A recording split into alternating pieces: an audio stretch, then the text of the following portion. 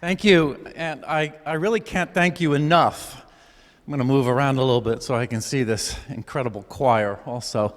I can't thank you enough for all the support that you have given refugees, other immigrants, and my organization over the years. At least for 10, maybe 12 years, Trinity Southport has been one of the most generous congregations in the state of Connecticut. Connecticut's a very generous state and welcoming state for refugees. When we needed help setting up a preschool at our office, Trinity gave us a gift so we could get that started.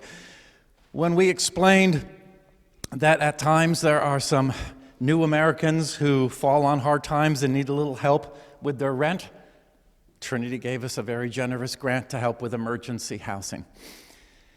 And recently, when we pivoted a little bit from doing almost entirely resettlement work to deeper, longer programs in education, we asked Trinity for some support for a summer learning program for children, and they gave us a generous gift to support that. And then, if that weren't enough, every year, Trinity parks a U-Haul truck, you probably saw it this morning in the parking lot across from the church, and fill it with beautiful furniture and other household items that we use to set up apartments for refugees. So give yourself a round of applause for all of the generous gifts and the support that you've given us. Thank you. So there's going to be a baptism today, huh? Well, I'm going to take a break from talking about refugees to tell you a short story. Back in 1985, we were living in Philadelphia. Our firstborn child, Susanna, was born in April of '85, and she was baptized over the summer at First United Methodist Church in Philadelphia. And we invited our parents. My mother and father came. My dad was a journalist working with ABC Radio News. He was an editor. I think he was a frustrated reporter. But Dad always had a tape recorder with him wherever he went. He would tape record dinner conversations. He would tape record Eagle Scout ceremonies at Boy Scouts. And lo and behold, there we are standing at this relatively solemn occasion in the church. The baptism service begins. My dad pulls out a little compact Sony tape recorder. And he's not just tape recording the events, he's giving live commentary. The pastor in his robes is now dipping his finger into the water and placing it on the forehead of baby Susanna. I was mortified. My wife looked at me. My wife Liz looked at me like, what the hell is he doing? But we got through it. And later that year, Save the Children hired me and sent the whole family, me and my wife Liz and little Susanna, to the Gaza Strip. Some of you, if you lived in Arab countries, you know that the tradition is to name the parents after their children. So in Gaza, I was known as Father of Susanna, Abu Susanna.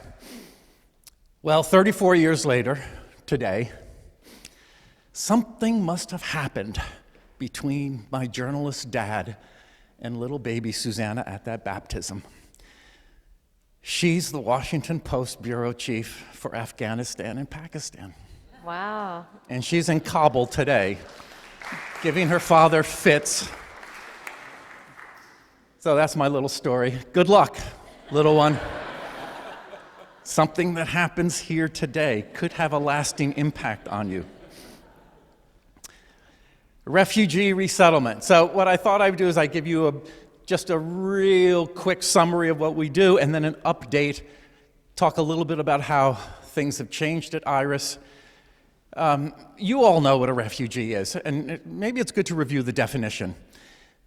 A refugee has a very specific international law status, and it distinguishes refugees from that much larger category of immigrants, which is anyone who's come from another country to the United States.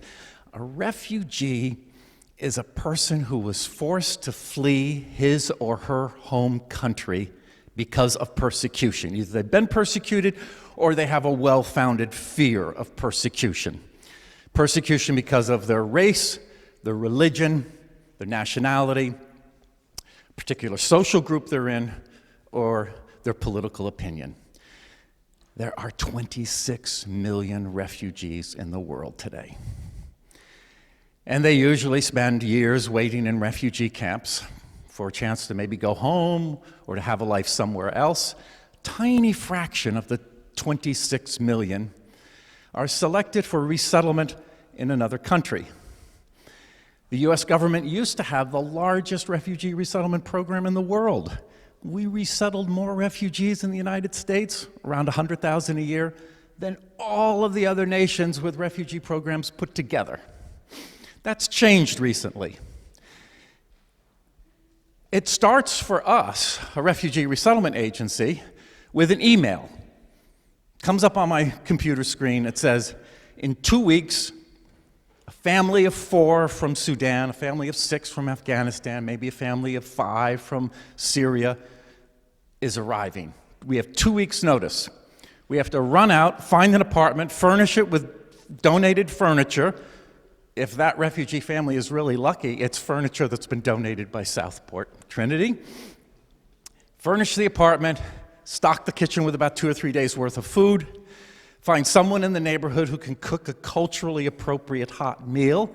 So if you know how to cook Congolese food, we would ask you to prepare a meal for that Congolese family, or Syrian or Iraqi. Get all that ready. They arrive at the airport. They're met by someone from the United Nations. They put them onto a car. They zip up 95. They arrive, usually late at night.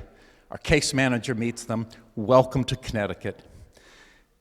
We bundle them up in winter clothing if it's cold. Most refugees, when they experience the Connecticut cold, they can't believe it, and they wonder, why did they send me here to this state that I can't even pronounce, Connecticut? And anyway, we take them to their apartment, we get them settled. They marvel at the furniture that's been placed in their apartment. They have a good night's sleep after they've eaten that culturally appropriate hot meal. By the way, that culturally appropriate hot meal is a federal government requirement. Every refugee who comes to this country must be served a hot meal appropriate to their culture within 2 hours of their arrival. The next day, we bring them into the office, we sit them down, and we go over the program. We're going to take care of your health care, we're going to enroll your kids in school, we're going to help you learn English, we're going to help you get a job. You've got to do all this as quickly as possible because the government doesn't give us that much money. We'll raise as much private money as we can, but you need to hit the ground running. You need to get a job as soon as possible. You need to learn English as quickly as you can. Today's refugee resettlement program is modeled after the American immigrant experience for the past hundreds of years. People come with very little, and we expect a lot of them almost immediately. But it works. It's miraculous. Before you know it, people are learning English. They're getting jobs. They're opening up new businesses. The majority of new businesses in this country are opened up by immigrants. Kids are learning English faster than their parents. Before you know it, they're winning Student of the Month awards. It's an amazing program. We are not doing as much of the resettlement, although refugees are still arriving to IRIS. We should be welcoming 500, 600 a year. It has dropped down to only about 200 for us. As I said before, the whole country should be bringing in about 100,000 refugees. That has dropped down to only about 25,000. And there's even talk that it might be eliminated completely. Who is speaking out in favor of the refugee resettlement program? You might have noticed a well-known conservative columnist for the New York Times, Bret Stephens, wrote an article in support of refugee resettlement. A group of military commanders, generals, current and past, wrote a strong article in the Washington Post in favor of bringing refugees here. It has always been a program that has been supported across the political spectrum, both sides of the aisle. But with the drop in the number of refugees coming, Iris had to make some decisions. What are we going to do? We don't want to lay off staff. We don't want to shrink the program. We're going to open up our doors to other immigrants in need of help. One step away from refugee status is a family that is seeking asylum. They have fled horrible persecution, like refugees. They have made their way to this country, and they are asking the immigration court, some of them are in Hartford, to grant them refugee status. We call it applying for asylum. We thought, these are worthy people. They have fled the same horrendous conditions, most of the time gang violence in Honduras, Guatemala, and El Salvador. Why don't we help them too? Hired another case manager who speaks Spanish.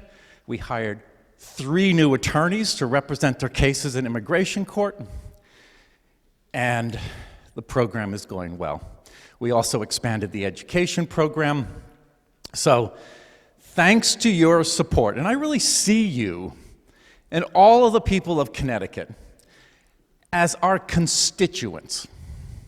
Maybe it's because I've always had this desire to run for public office, but I feel like you have voted for us.